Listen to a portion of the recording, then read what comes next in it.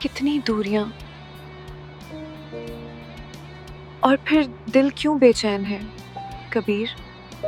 आयशा, मैं यही हूँ। तुम आ गए, मुझे लगा तुम चले गए।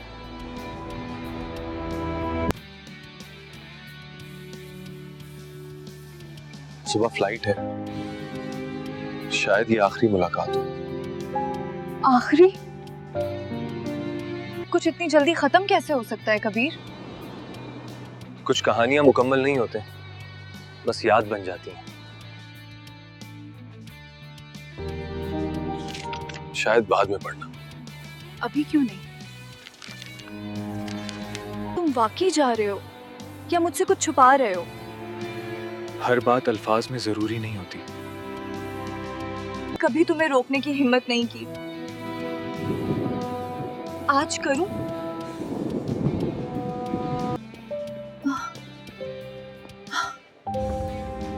क्या है?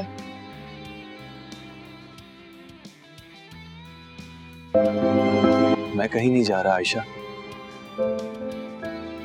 मतलब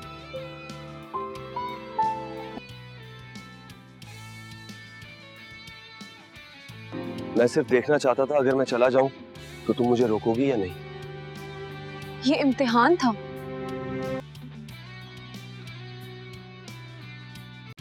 इतना सा लफ्ज और सब बदल गया। कभी कभी मोहब्बत को सिर्फ कह देना जरूरी होता है। डर था तुम खामोश रहोगी। इस बार नहीं, अब मैं अपना दिल छुप नहीं रखूंगी। कभी बगैर कहे दूर नहीं जाओगी। वादा।